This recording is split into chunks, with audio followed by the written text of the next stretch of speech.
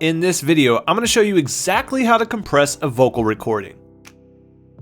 Hi, my name is Joey Sturgis and welcome to the Joey Sturgis Tones YouTube channel. If you're new here, hit that subscribe button, and to all my subscribers, welcome back. Don't forget to like this video and ring the bell to get notified when we upload new videos. So let's jump into it. Vocals and compression go together like peanut butter and jelly. In modern music, it's as uncommon to hear an uncompressed vocal as it is to hear one that hasn't been pitch corrected. It's just not happening that often. As some of the most nuanced instruments you'll find in a recording session, vocals tend to gain a lot of benefits from compression.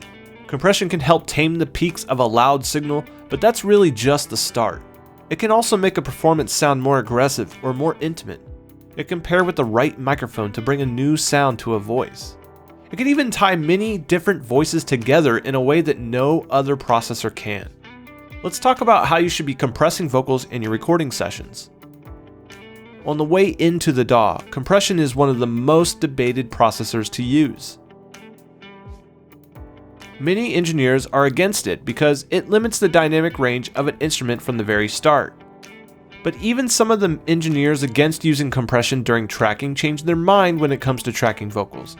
By tracking vocals with compression, you allow the singer to be as loud or as soft as they want without risking a chance of digital clipping on the way in.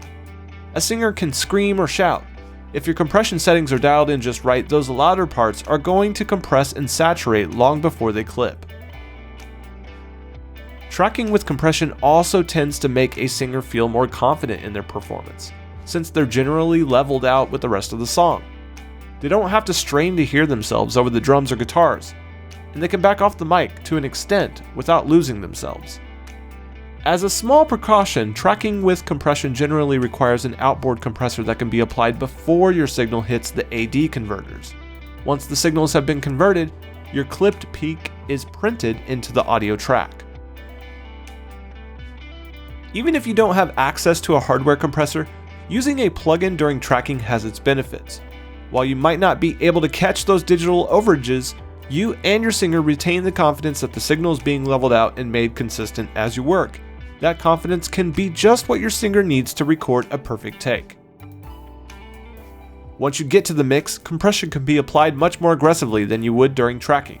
Since the process during tracking is considered destructive, engineers tend to be a little bit more reserved, using less compression on a lower ratio than they might on a final vocal. Once you have captured and comped the vocal though, you'll often want to give it a bit more.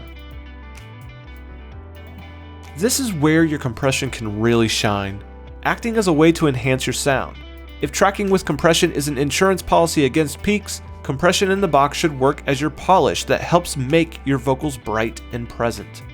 Using a heavier compression setting can make a vocal sound thick and creamy. Driving a vocal compressor harder can bring out some harmonic distortion that fills out quite nicely. If you're really trying to push a vocal to the edge, a limiter can often come in handy as well. Don't be afraid to stack different limiters or use them in combination with other plugins. Some of the best vocal tones I've ever gotten came from 2 or 3 lighter stages of compression with proper gain staging between them. While I could have achieved the same dynamic control with a single compressor, it doesn't quite sound the same as having the multiple compressors each add their own flavor to the sound in different stages. As a final stage of compression, it's often a good idea to use some type of bus compression, like bus glue vocals, on the final vocal bus where all of your individual tracks are going to be routed. By compressing the shared stereo group, you can glue your vocals together in a way that's sonically more cohesive than individual compression efforts can yield. Use compression on your vocal bus for a full leveled tone that sits just right with the rest of the mix. When you're done, the vocals should sound front and center in your song and sound more professional than they did before. Compression is just one piece of the puzzle when it comes to mixing vocals. You've got to use it in combination with EQ and a whole slew of other processors to really get the most out of it. If you're interested in learning how your compressor interacts with other plugins, where it should be placed in your signal chain, and how it changes the way other plugins work, then look no further than the JST VIP group. JST VIP members get access to all kinds of exclusive resources around recording and mixing rock and metal genres, as well as unique insights into other genres like pop and country. Learn how your favorite plugins work within your session, and even send me a mix to critique when you're ready by joining today. You can join at joeysturgistones.vip/join or click the link in the description below. That's all for now. I'll see you guys in the next video. Thanks for watching. If you like this video, please subscribe and give it a thumbs up. If you got another audio buddy who would love this content, please share it.